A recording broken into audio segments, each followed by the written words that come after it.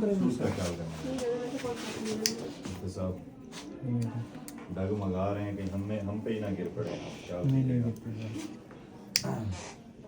इसको गर्म दूध में वैसे कि भाप ना बने ताकि इस पे फॉगिंग ना हो ना। Yes sir. RDL to see the vocal cords. RDL की एब्रीविएशन की ये ठंडा हो गया, ठीक है। जुबान पूरी बाहर निकालो, पूरी ऊपर करो सर।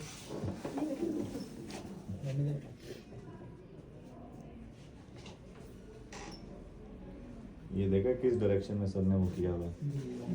ये बहुत इंपॉर्टेंट पॉइंट है भाई, वरना गैग रिफ्लेक्स आ जाता है। बोलो ना ना, आप सर पीछे करो डॉक्टर साहब, इधर आ जाओ, इधर पीछे आ जाओ, पीछे दिखाएं। अभी गैग रिफ्लेक्स आया फ्रेंजियल वॉल को टच करने से, इस वजह से प्रोसीजर स्टॉप हो गया।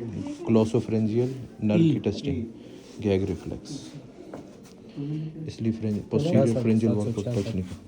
बीबी जोर नहीं लगा, अच्छा बिल्कुल आराम से बैठी रहो। कोई तकलीफ तो नहीं हुई थी ना?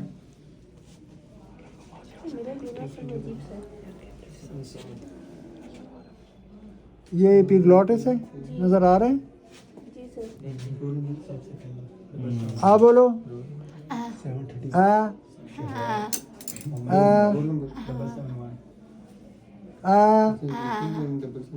Bilateral vocal cord mobile touching each other. Okay, बोलो।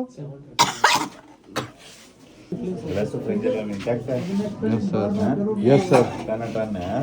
यस थोड़ा मरीज को एक्सप्लेन करना होता है, उसको वार्म करना होता है। वार्म किया सर। हॉट वाटर से करेंगे अगर अवेलेबल है। हॉट वाटर नहीं अवेलेबल तो स्पिरिट लैम्प से करेंगे, वो नहीं अवेलेबल तो लाइटर से।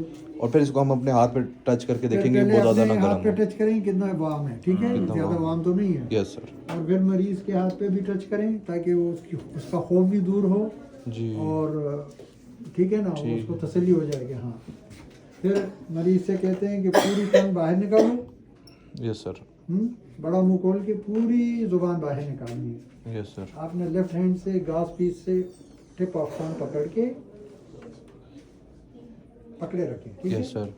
और टंग के ऊपर से जाएंगे, उसको पेन की तरह पकड़ के लो, ऐसे लाइक अ पेन। सर ये थोड़ा लेफ्ट नहीं जाए, ऐसे नहीं है, ऐसे पकड़ना है, ठीक है ना, एग्जैक्टली पेन की तरह। और फिर यूला के साथ ही आपने नीचे जाना है, ठीक है। टच नहीं करना फ्रेंजियल। फ्रेंजियल वॉल टच नहीं करें, कोशिश करें। और क्या क्या एनाटॉमिकल स्ट्रक्चर्स नज़र आएंगे? यूवुला नजर आएगा और साथ यूला तो सामने है ना, सामने वो तो इसमें नजर नहीं Posterior आएगा। आपको तो pharyngeal इसके wall। पोस्टीरियर में जाएंगे। जी। एपिग्लॉटिस होगा, हाँ, वेलिक्यूला, फिर false vocal cord and true vocal cords, ठीक है। Vocal cords, yes. तो जब आपको वोकल कॉर्ड नजर आ जाए तो फिर आपने मरीज से क्या कहना है, बोलो ई से क्या होगा कि वो टच होंगे, टच हो जाएंगे आपस में। यस तो आपने दोनों एडक्शन होगी, ये एडक्शन तो आपने देखनी है कि दोनों वोकल कॉर्ड्स की मूवमेंट कैसी है, इंटैक्ट कोई एक डिमिनिश तो नहीं है। डेविएशन। नंबर 2 आपने क्या देखना है कि वो पूरा एक दूसरे के साथ जुड़े हैं यानी। मतलब एडक्शन हो रही है कि नहीं। Yes sir. और अगर कोई पैथोलॉजी है तो वो भी नज़र आ जाएगी। Yes. जैसे कारी हजरात आते हैं ना, हाफिज़ुल कुरान टीचर्स, उसमें सिंगर्स नोड्यूल्स होते हैं। यस सर, वो वो नज़र आ जाएंगे। या अगर एक्यूट, अभी आज आपने तो हॉस्पिटल पढ़ लिया पूरा, Yes, ठीक sir. है। अगर इन्फ्लेमेशन हुई एक्यूट या क्रॉनिक है, पॉलिप है, बहुत सारे हैं, बेनाइन भी हैं, नियोप्लास्टिक, नॉन नियोप्लास्टिक प्लास्टिक भी है, ठीक है। तो वो आपको नजर आ जाएंगे। अगर अच्छा इसमें 2 बातें हैं, एक्सरे वो भूल गए, वो चलो अच्छा ये इसको देते हैं इसके लिए। तो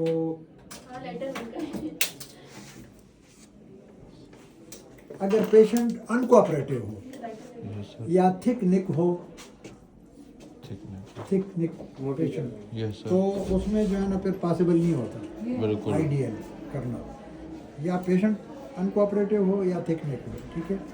तो फिर उसमें क्या करते हैं, फ्लेक्सिबल फिर दो तरीके हैं, या फ्लेक्सिबल होता है या डायरेक्ट या डायरेक्ट जिसमें बेहोश 70 करके। डिग्री नहीं अच्छा वो भी ओटी में करते हैं, वो भी डायरेक्ट वो भी बगैर एनेस्थीसिया के करते हैं। सिर्फ मरीज को थोड़ा सा ज़ाइलोकेन 4% के गार्गल करवा देते हैं यस सर। ताकि वो थोड़ी देर के लिए क्या हो जाए, सुन हो जाए, सही सही। ग्लोसोफेरिंजियल नर्व और सारा जो थ्रोट है। इसमें कौन सा प्रोसीजर करेंगे? इनडायरेक्ट, फ्लेक्सिबल, डायरेक्ट, ये तीन, नहीं तो चौथा कौन सा होगा अभी आप बता रहे हैं? एंगल वाला वो हमने नहीं एक होता। फ्लेक्सिबल होता है एक फ्लेक्सिबल हो गया और दूसरा उसमें उसको 70 डिग्री बोलते हैं, 70 डिग्री फ्लेक्स वो एंडोस्कोप होता है, एंडोस्कोप। ठीक है। उससे देखते हैं वो तो उसकी वीडियो भी आप बना सकते हैं। इसमें और उसमें फ़र्क क्या है, ये इसको बोलते हैं IDL, indirect laryngoscope. Yes sir, straight और वो क्या होता है, वो डायरेक्ट लेरिंगोस्कोप है। बेंडेड वाला जो होता है बिल्कुल। नहीं वो उसमें डायरेक्ट लेरिंगोस्कोपी करते हैं, ठीक है। जो फ्लेक्सिबल जो होता है, हाँ सर एक चीज़ उनको कंफर्म थोड़ा करनी क्लोजअप है, करे ना। इनडायरेक्ट रिंगोस्कोपी में स्ट्रेट इंस्ट्रूमेंट होता है जो यूज़ किया है। आपके गले में कोई खास बेंडेड मसला होता है नहीं, क्या वो हुआ था? हम राइनोस्कोपी में भी करते हैं, तो डायरेक्ट लेरिंगोस्कोपी में करते हैं उसको यूज़। अच्छा डायरेक्ट लेरिंगोस्कोपी में हमेशा जो है वो एंडोस्कोप यूज होगा।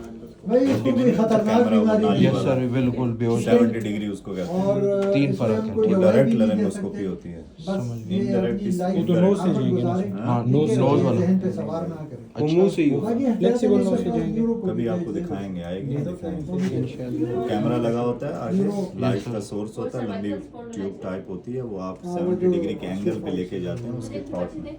समझ गए? जिस जगह पे सर ने ये मिरर रखा वो उसी जगह पे वही कैमरा लेके जाते हैं। सर एक इनडायरेक्ट हो गया लेरिंगोस्कोपी, एक डायरेक्ट लेरिंगोस्कोपी हो गया, एक फ्लेक्सिबल वाला हो गया। फ्लेक्सिबल में हमने क्या यूज़ किया, तो ये वाला जो मेथड है ये कोई और, क्योंकि सर ने तो कहा था ये चौथा मेथड है। फ्लेक्सिबल में 70 नोज डिग्री।